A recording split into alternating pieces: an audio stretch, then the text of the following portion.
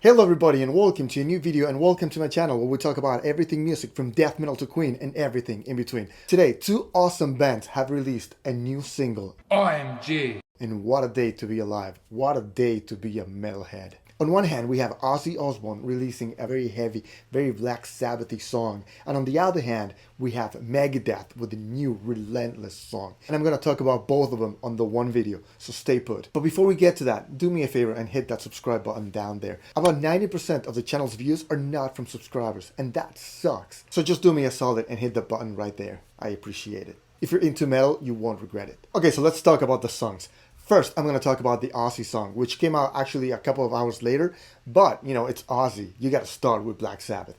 And this is a very Black Sabbath song. I mean, you even have Tony Iommy on it, and it shows. It's a very, very Black Sabbath song. I mean, to be honest, it really takes me back to that old 70s Black Sabbath. You've got the harmonica like you do on The Wizard, for instance, and even during the guitar solo, there's this syncopated drum beat that is very, very much like, you know, something Bill Ward would play.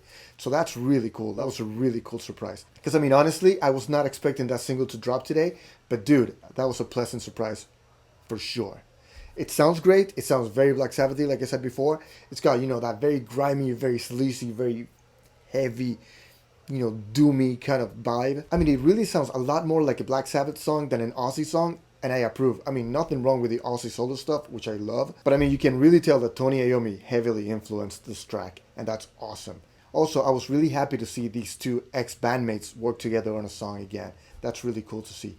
That's really awesome. Now, as far as the song itself goes, it's not an amazing song, but it's definitely a fun song to listen to. It's got some awesome heavy riffing, it's got a great wah-wah solo, it's got a harmonica for God's sake, and the lyrics are very funny. I mean, they're kind of funny and tragic at the same time, if you know what I mean. It basically talks about somebody with a porn addiction, which, you know, it's fairly common nowadays. But at the same time, he adds a little bit of comedy by changing the very last line on every chorus, them being degradation rules, join the other fools, beating on your jewels, watching RedTube rules. I mean, that to me was hilarious. English dry humor at its best.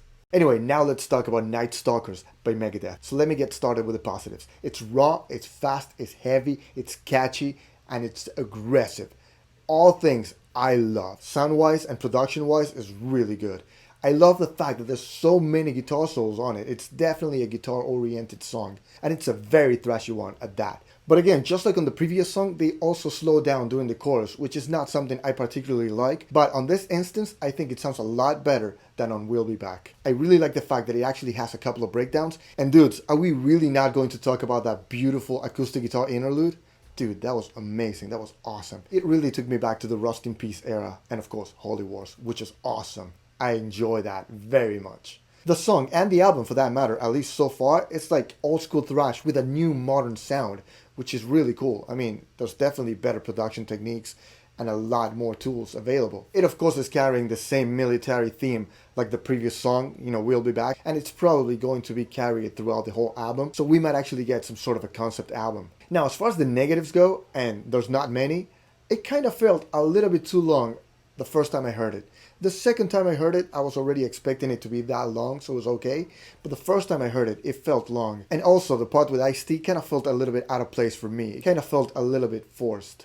I don't know, personally, I just didn't feel like it added anything to the song, really. I mean, we could probably edit that out and just get rid of it and just, you know, mash the rest of the song together, and I, for one, wouldn't miss it at all. But given the fact that we knew that Ice-T was going to be featured on the album, it could have been way worse. Anyway, my favorite part of the song, believe it or not, is during the second or third guitar solo, where they have a key change that Kiko executes seamlessly, but it adds so much depth to the solo that it's awesome. Anyway guys, let me know what was your favorite part of the song on the comment section down below. Also, don't forget to drop me a like and subscribe to this channel like a man if you haven't yet. And if you enjoy the content and you want to help support the channel big time, make sure you visit my Patreon. Our little goes a long way and we surely do appreciate it. I'll see you guys next time. Pat out, metal on, dudes.